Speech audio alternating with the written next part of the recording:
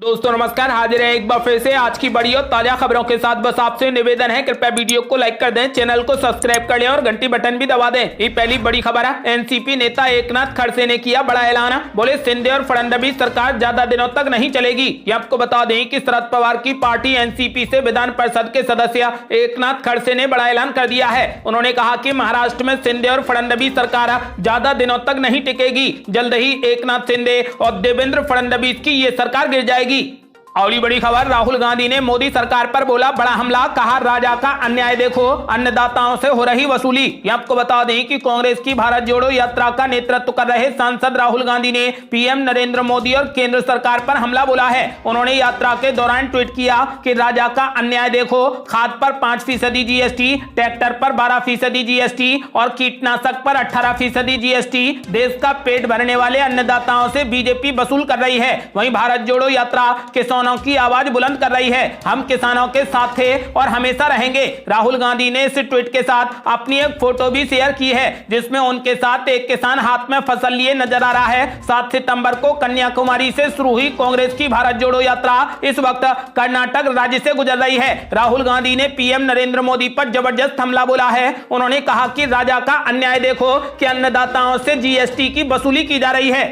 अगली बड़ी खबर, ममता बनर्जी ने बीजेपी पर बोला जबरदस्त हमला, कहा वो समय भी आएगा जब एजेंसियां आपके यहां आएंगी और कान पकड़कर बाहर खींच लेंगी। ये आपको बता दें कि पश्चिम बंगाल की मुख्यमंत्री ममता बनर्जी ने केंद्र सरकार पर एक बार फिर जबरदस्त हमला बोला है। कोलकाता में गुरुवार को एक कार्यक्रम में उन्होंने कहा कि आज बीजेपी सत्ता में है और अपनी केंद्र एजेंसियों को दिखा रही है। कल जब आप सत्ता में नहीं होंगे तो ये केंद्र एजेंसियां आपके आवास में प्रवेश करेंगी और आपको कान पकड़कर बाहर खींच लेंगी। वो दिन जल्द आएगा। बीते कुछ महीनों में टीएमसी के कई नेताओं को ईडी और सीबीआई की तरफ से गिरफ्तार करने के बाद से ही ममता बनर्जी केंद्र सरकार पर हमले बोल रही हैं। इन गिरफ्तारियों के बाद अगस्त के महीने में टीएमसी प्रमुख ममता बनर्जी ने कहा कि बीजेपी पूरे भारत में निर्वाचित दूसरी पार्टियों की सरकारों को हटाने के लिए काले धन और केंद्र एजेंसियों का उपयोग कर रही है। मुख्यमंत्री ममता बनर्जी ने बीजेपी को चुनौती देते हुए कहा कि यदि उनमें हिम्मत है तो मुझे गिरफ्तार करें। बीजेपी सबको चोर बता रही है। वे इस तरीके से प्रचार कर रहे हैं जैसे टीएमसी में हम सभी चोर हैं और केवल बीजेपी और उसके नेता पवित्र हैं। मैं राजनीति में ना होती तो उनकी जुबान काट देती। गौरतलब है कि पहले टीएमसी के वरिष्ठ नेता और पूर्व मंत्री पार्थ चटर्जी को शिक्षक भर्ती घोटाले में और फिर अनुव्रत मंडल को कथित पशु तस्करी के मामले में गिरफ्तार किया गया था। ईडी ने बीते मंगलवार को ही शिक्षक भर्ती घोटाले के सिलसिले में टीएमसी विधायक और पश्चिम बंगाल प्राथमिक शिक्षा बोर्ड के पूर्व अध्यक्ष माणिक भट्टाचार्य को भी गिरफ्तार किया है। अब ममता बनर्जी ने बीजेपी पर जबरदस्त हमला बोला है। उन्होंने कहा कि कल जब आप सत्ता में नहीं होंगे तो ये केंद्र एजेंसियां आपके आवास में प्रवेश करेंगी और आपको कान पकड़कर बाहर खींच लेंगी और वो दिन जल्द ही आएगा। अगली बड़ी खबर, कांग्रेस पर आक्रामक हुए बीजेपी नेता किरेन रिजिजू, बोले नेहरू की गलतियों की कीमत तब भी चुका रहा देश। ये आपको बता दें कि जवाहरलाल नेहरू को लेकर बीजेपी और कांग्रेस के बीच में तकरार बढ़ती जा रही है। इस जुबानी जंग में अब कानून मंत्री किरेन रिजिजू भी कूद पड़े हैं। उन्होंने बुधवार को कहा कि भारत अब भी नेहरू की गलतियों की कीमत चुका रहा है। किरेन रिजिजू ने ये बातें कश्मीर मुद्दे पर जवाहरलाल नेहरू पर परोक्ष रूप से हमले के लिए पीएम नरेंद्र मोदी की आलोचना किए जाने पर कही है। उन्होंने कांग्रेस पर बुधवार को कई पलटवार किए। बता दें कि कांग्रेस ने मंगलवार को कश्मीर मुद्दे पर नेहरू की आलोचना को लेकर पीएम मोदी पर निशाना साधा था और आरोप लगाया था कि उन्होंने एक बार फिर तथ्यों की अनदेखी की है। किरेन रिजिजू ने लोकसभा में जवाहरलाल नेहरू के 24 जुलाई 1952 के भाषण का हवाला देते हुए दावा किया है कि महाराजा हरि सिंह ने पहली बार भारत में जम्मू कश्मीर के विलय के लिए आजादी से 1 महीने पहले ही जुलाई 1947 में नेहरू से संपर्क किया था और ये नेहरू थे जिन्होंने महाराजा की बात को अस्वीकार कर दिया था। कानून मंत्री ने कहा कि नेहरू ने जुलाई 1947 में महाराजा हरि सिंह के विलय के अनुरोध को अस्वीकार कर दिया, बल्कि नेहरू अक्टूबर 1947 में भी टालमटोल कर रहे थे। यह तब था जब पाकिस्तानी आक्रमणकारी श्रीनगर के कई किलोमीटर अंदर पहुंच गए थे। नेहरू द्वारा कश्मीर को एकमात्र अपवाद क्यों बनाया गया था? सच तो यह है कि भारत अब भी नेहरू की गलतियों की कीमत चुका रहा है। अगली बड़ी खबर, हिजाब विवाद पर सुप्रीम कोर्ट में बटा दोनों जजों का फैसला, अब बड़ी बेंच को सौंपा जाएगा मामला। आपको बता दें कि कर्नाटक हिजाब विवाद मामले पर सुप्रीम कोर्ट अपना अंतिम फैसला नहीं सुना पाया। सुप्रीम कोर्ट के दोनों ही जजों की राय इस मामले पर अलग अलग थी, जिसके बाद मामले को बड़ी बेंच को सौंपने की सिफारिश की गई है। अब हिजाब मामले की सुनवाई 3 या फिर इससे ज्यादा जजों की बेंच करेगी। सुप्रीम कोर्ट में जस्टिस गुप्ता ने बताया कि हमारे अलग विचारों के चलते मामला चीफ जस्टिस के पास भेज रहे हैं ताकि वो बड़ी बेंच का गठन करें। वहीं उन्होंने इस याचिका के खिलाफ अपना फैसला दिया। वहीं जस्टिस धूलिया की राय अलग थी। बता दें कि सुप्रीम कोर्ट ने इस मामले पर 10 दिन सुनवाई की, जिसके बाद 22 सितंबर 2022 को फैसला सुरक्षित रख लिया गया। तभी से हिजाब मामले पर सुप्रीम कोर्ट के फैसले का इंतजार किया जा रहा था। सुप्रीम कोर्ट के दोनों ही जजों की अलग अलग राय के चलते अब इस मामले को बड़ी बेंच को सौंप दिया गया है। अगली बड़ी खबर, सुप्रीम कोर्ट के हिजाब फैसले पर बोले सपा सांसद शफीकुर रहमान बर्क, बेपर्दा घूमेंगी लड़कियां तो आवारगी बढ़ेगी। ये आपको बता दें कि विवादित बयानों से सुर्खियों में रहने वाले उत्तर प्रदेश की संभल सीट से समाजवादी पार्टी के सांसद डॉक्टर शफीकुर रहमान बर्क एक बार फिर से अपने बयानों से चर्चा में हैं। सुप्रीम कोर्ट में हिजाब बैन पर बटे हुए फैसले के बाद उन्होंने कहा कि बीजेपी माहौल बिगाड़ रही है। सपा सांसद शफीकुर रहमान बर्क ने कहा कि लड़कियां अगर बेपर्दा घूमेंगी तो इससे आवारगी बढ़ेगी। उन्होंने कहा कि हिजाब पर बैन लगता है तो न सिर्फ इस्लाम को बल्कि समाज को भी नुकसान होगा। हिजाब मामले में सुप्रीम कोर्ट के 2 जजों की बेंच के फैसले को लेकर संभल से समाजवादी पार्टी के सांसद शफीकुर रहमान बर्क ने प्रतिक्रिया व्यक्त करते हुए कहा कि जिसने हिजाब के पक्ष में फैसला दिया है मैं उसको मानता हूं। बर्क ने कहा कि कर्नाटक सरकार इस पर भले ही हिजाब पर बैन लगा रही है, लेकिन यह हमारा मजहबी और इस्लाम का मामला है। इस्लाम कहता है कि हमारे बच्चों को पर्दे में रहना चाहिए। हिजाब बहुत सी बुराइयों से अलग कर देता है और यही बुराइयों से बचने का रास्ता भी है। उन्होंने साफ कर दिया है कि यदि लड़कियां बेपर्दा हो जाएंगी तो आवारगी बढ़ जाएगी।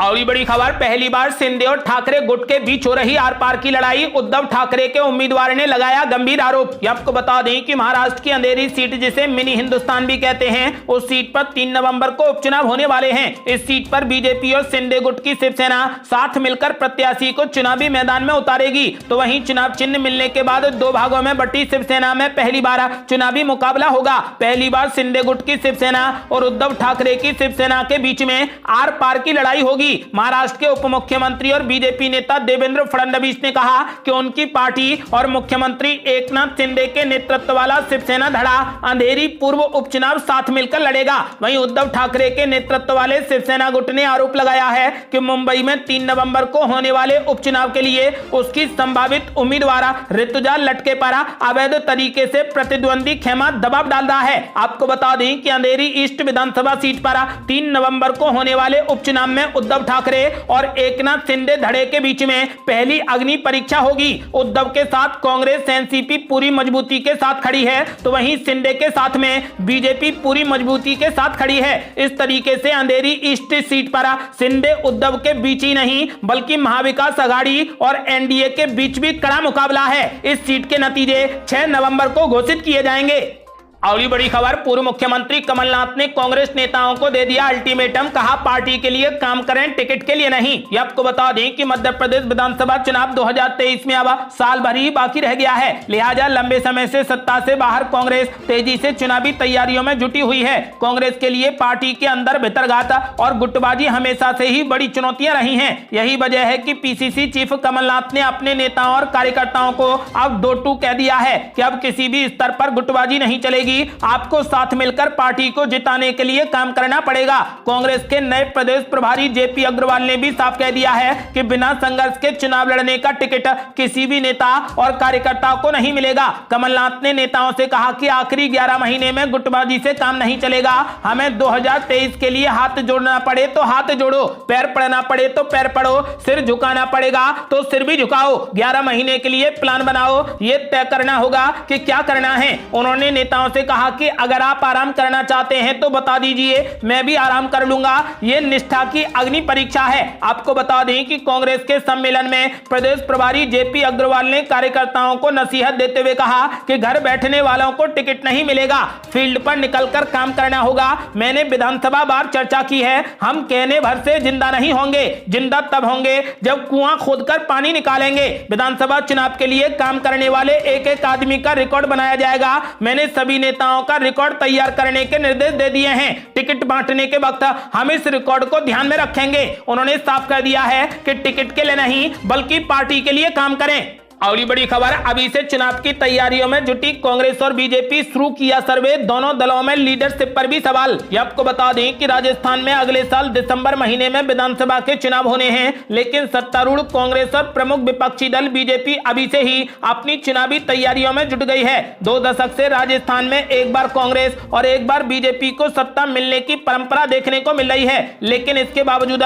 कांग्रेस फिर से सत्ता में आने की कोशिश में जुट गई है। चुनाव से काफी पहले दोनों ही पार्टियों ने विधानसभा सर्वे कराने भी शुरू कर दिए हैं। आपको बता दें कि देश भर में राजस्थान अब केवल एकमात्र ऐसा बड़ा राज्य है जहां पर कांग्रेस पार्टी राज कर रही है। इसीलिए कांग्रेस अपने इस किले को बचाए रखने के लिए अपनी पूरी ताकत झोंकने के पीछे नहीं हटेगी। आपको बता दें कि दूसरी तरफ बीजेपी 2 दशक से चल रहे इस मिथक के दम पर निश्चिंत है कि अब वो राजस्थान में सरकार बनाने जा रही है। बीजेपी की मेहनत को इस बात से समझा जा सकता है कि करीब साल भर से पहले ही राजस्थान के सभी 200 विधानसभा क्षेत्रों में अलग अलग एजेंसियों के जरिए सर्वे का काम शुरू करवा दिया गया है। मिली जानकारी के मुताबिक बीजेपी ने इस काम के लिए 3 एजेंसियों को काम सौंपा है। अगली बड़ी खबर, यूपी की जनता को मुख्यमंत्री योगी आदित्यनाथ ने दिया दिवाली गिफ्ट। यूपी में इलेक्ट्रिक कार खरीदने पर 1 लाख तक की छूट और स्कूटी बाइक पर मिलेगा 5000 रुपए का डिस्काउंट। ये आपको बता दें कि यूपी की योगी सरकार ने दिवाली से पहले यूपी वासियों को दिवाली गिफ्ट देते हुए नई इलेक्ट्रिक वाहन नीति 2022 की घोषणा कर दी है। इस योजना के मुताबिक राज्य में इलेक्ट्रॉनिक वाहन खरीदने वालों को भारी भरकम डिस्काउंट मिलेगा। योगी सरकार ने इस पॉलिसी को 3D बनाया है, यानी इस नीति से सरकार 3 लक्ष्यों को प्राप्त करना चाहती है। पहला लक्ष्य है इलेक्ट्रिक गाड़ियों की खरीद पर भारी भरकम छूट देकर लोगों को इलेक्ट्रिक गाड़ियां खरीदने के लिए प्रोत्साहित करना। दूसरा, राज्य में इलेक्ट्रॉनिक वाहन बनाने वालों को प्रोत्साहित करना। और तीसरा, चार्जिंग स्टेशन सेंटर स्थापित करने वालों को रियायतें देना ताकि ज्यादा से ज्यादा लोग चार्जिंग स्टेशन लगाने के लिए प्रेरित हों। यूपी सरकार की नई इलेक्ट्रॉनिक वाहन नीति के मुताबिक कोई भी व्यक्ति इलेक्ट्रॉनिक गाड़ी खरीदता है तो उसे भारी भरकम छूट मिलेगी। योजना के मुताबिक राज्य में पहले खरीदे जाने वाले 2 लाख 2 पहिया वाहनों पर 5000 रुपए प्रति वाहन की छूट मिलेगी। उसी तरीके से शुरुआती 50,000 3 पहिए के इलेक्ट्रॉनिक वाहन खरीदने वाले को 12,000 रुपए प्रति यूनिट की छूट मिलेगी और इलेक्ट्रॉनिक कार खरीदने वाले पहले 25,000 लोगों को 1 लाख रुपए तक की छूट मिलेगी। इसके अलावा अगर आप इलेक्ट्रॉनिक बस खरीदते हैं तो शुरुआती 400 बस खरीदने वालों को 20 लाख रुपए तक की सब्सिडी दी जाएगी। यही नहीं, राज्य में पहले 3 साल खरीदे जाने वाले सभी इलेक्ट्रॉनिक वाहनों को रोड टैक्स और रजिस्ट्रेशन चार्ज भी नहीं देना होगा। ये थी अब तक की बेहद बड़ी खबरें। आपका क्या मानना है? क्या योगी सरकार का यह फैसला सही है? अपनी राय हमें वीडियो लाइक कर कमेंट बॉक्स में जरूर दें। यदि आपने अभी तक हमारे चैनल को सब्सक्राइब नहीं किया है तो कृपया चैनल को सब्सक्राइब कर घंटी बटन जरूर दबा दें। जल्दी मिलते हैं बड़ी अपडेट के साथ, तब तक के लिए जय हिंद, जय भारत।